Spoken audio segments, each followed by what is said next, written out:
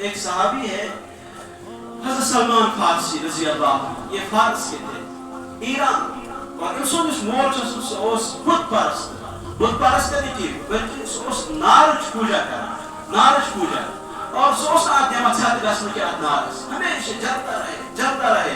اور اپنا بیٹا یہ جو حضرت سلمان جس کی ڈیوٹی لگائی تھی سلمان آپ نے اس کو جلانا ہے اس کو بجھنے نہیں دینا ہے. حضرت سلمان فرماتے ہیں کہ میں تھوڑا سا بڑا ہو گیا میرے ذہن میں یہ آ گیا سکون نہیں ہے مجھے تو میں یہاں سے اپنے بستی سے چلا گیا تو ایک پادری مجھے ملا عیسائی ملا میں اس کے ساتھ رہنے لگا اس کے ساتھ عبادت اس کا میں اس کی عبادت اور ایسا پسند خوش اس میں کرا اس سے عبادت مجھ تو اس سے عبادت کرنی بنے وہ عیسائی حضرت سلمان فارسی. جب باپ نے سنا ہے باپ نے پکڑ کے لایا اور اس کے دونوں ٹانگوں میں زنجیریں باندھی ہیں کہا ادھر ہی رہو آپ کی تم بھی عبادت کرو تمہارا باپ بھی آپ کی عبادت کرتا ہے آپ کی پوجا کرتا ہے. آخر کسی وقت اس نے اپنے اس زنجیروں کو کھولا اور یہاں سے بھاگ گیا. اس کے پاس مال بھی تھا باپ بھی بہت مالدار تھا. یہاں سے چلا گیا تو ایک قافلہ اس کو راستے میں ملا. قافلے میں کچھ بڑے بڑے علماء تھے. ان سے کہا کہ میں آپ سے یہ جاننا چاہتا ہوں مجھے دل میں سکون نہیں مجھے کوئی سکون والی جگہ بتائیے. انہوں نے کہا فلاں جگہ آئے گا ایک پیغمبر جس کا نام ہوگا محمد اس کے پاس جا کر آپ کو سکون ملے گا. دیکھو یہ پہلی خبریں دے رہے ہیں تورات اور انجیل کی خبریں سنا رہا ہوں. اس کا نام ہوگا محمد اور وہ پیدا ہوگا مکہ میں جہاں کچھ پیدا نہیں ہوتا ہے اور اس کی جو ہجرت کی جگہ ہوگی وہ ہوگی مدینہ طیبہ. اس نے سوچا کہ اس قافلے والوں سے کہا پھر مجھے بھی اپنے ساتھ چلاؤ میں بھی آپ کے ساتھ ہی چلتا ہوں وہیں. انہوں نے کہا ٹھیک ہے لیکن اسی قافلوں والوں سے باغی سب تھے.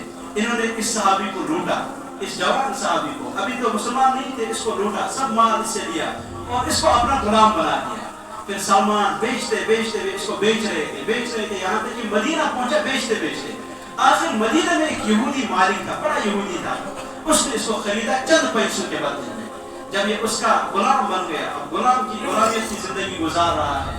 آخر اللہ کے نبی صلی اللہ علیہ وسلم مکہ مکرمہ سے ہجرت کر کے مدینہ طیبہ آئے اور سب سے پہلے جہاں آپ نے قیام فرمایا وہ ہے قباء.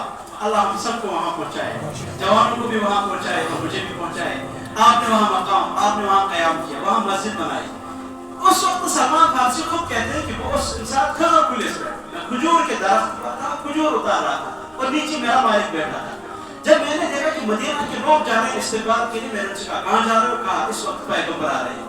تو میں نے اپنے والد کو کہا محمد آ رہے ہیں جس کو ڈھونڈ کر میں ایران سے آیا ہوں لہٰذا مجھے چھوڑ دیجیے. تو مالک نے نیچے اس کو اتارا اور چند مکے اس کو مارے ہیں. کہا کس کا نام لے رہے واپس اوپر چڑھو. بہرحال اس نے غلامیت کی زندگی پھر گزارنی شروع کی.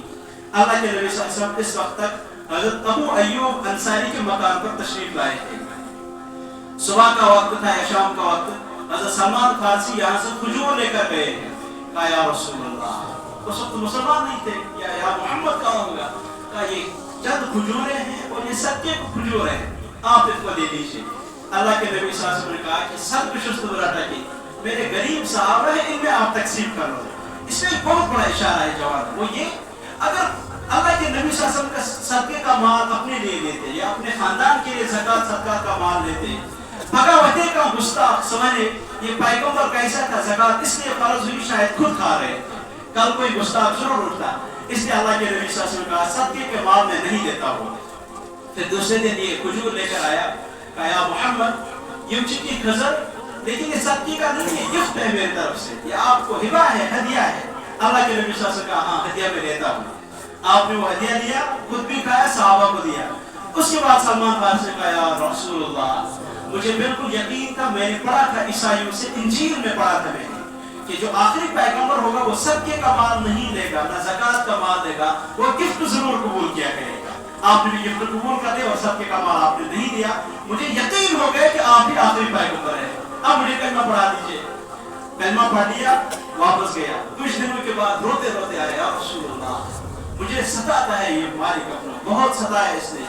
تو اللہ کے نبی صلی اللہ علیہ وسلم نے فرمایا کہ پھر بدلے کتابت کر لو. بدلے کتابت مطلب زبان پہنس مویلکس ایک پوز دماغی سے کرنے آسان. تو اس نے جب یہ بات کہی یہ یہودی مالک تھا اور کٹر دشمن تھا اسلام کا. اس نے اتنا پیسہ بتایا کہ ہم میں سے بھی کوئی اس کو ادا نہیں کر سکتا ہے. وہ کیا تھی شرط؟ شرط یہ تھی سلمان اگر سے آزاد میرے باغ میں 1000 کھجور کے درخت لگانے ہیں اور جب ان پر پھل آئے گا بڑے ہوگا تب آپ کو میں آزاد کروں گا. अब ये देखिए, एक खजूर का दरख्त है, वो कब बड़ा हो जाएगा, फिर कब खजूर आएंगे, फिर कब मालिक खाएगा, दूसरे खाएंगे, और वो भी एक दरख्त नहीं है, कुछ रिवायत में 300 दरख्त और कुछ रिवायत में 1000 दरख्त लगाने हैं। फिर आए दौड़ते दौड़ते, या रसूल अल्लाह, ये ऐसी शर्त लगा दीजिए, मेरे तो होश में नहीं आ सकते हैं, मेरे अकल में ये शर्त नहीं आ सकती। कहा क्या शर्त लगाई, पूरा सुनाया। अल्लाह के नबी सल्लल्लाहु अलैहि वसल्लम साहबा से फरमाया, साहबा तैयार हो जाओ, सलमान को आजाद करना है, जिसके पास छोटे छोटे खजूर के दरख्त हैं वो लेकर आओ। अब साहबा हकीकत में आशिक थे। आज जो हम दावा करते हैं, इसके पास हमारे पास दलील नहीं है, हम हुजूर में दावा करते हैं। अगर हम देखें, हलवा खाएंगे कहेंगे अल्लाह के नबी की सुन्नत है, और जब शादियां करेंगे उस वक्त नबी की सुन्नत याद नहीं है। मिठाई खाएंगे अल्लाह के नबी की सुन्नत है, और इंसान बाकी मसला चाहत इंसान रसूलुल्लाह सल्लल्लाहु अलैहि वसल्लम सुन्नत आसाइस निश्चित। तो अल्लाह के नबी सल्लल्लाहु अलैहि वसल्लम ने सहाबा को हुक्म दिया, खजूर के दरख्त लाओ। तमाम सहाबा ने लाए, यहाँ तक कि सहाबा ने वो खड़े भी खोदे हैं इन दरख्तों के लिए। अब अल्लाह के नबी सल्लल्लाहु अलैहि वसल्लम खुद गए हैं और 999 दरख्त को अपने हाथ मुबारक से लगाए हैं। अब जब ये दरख्त लगाए हैं, एक दरख्त लगाया हज़रत उमर रज़ी अल्लाह अन्हु ने, तो हो गए 1000। रिवायतों में है, किताबों में है, बीच में एक ही साल गुजरा था, दरख्त बड़े हो गए, पर खजूर भी आ गए। एक साल गुजरा था। हज़रत सलमान फारसी है, या रसूलुल्लाह, खजूर तो आ गए हैं दरख्तों पर। तो मालिक से कहा कि खजूर है आपके बाग में, जो मैंने दरख्त लगाए हैं, मुझे अब आजाद कर लो। वो यहूदी हैरान हो गए, ये कैसे?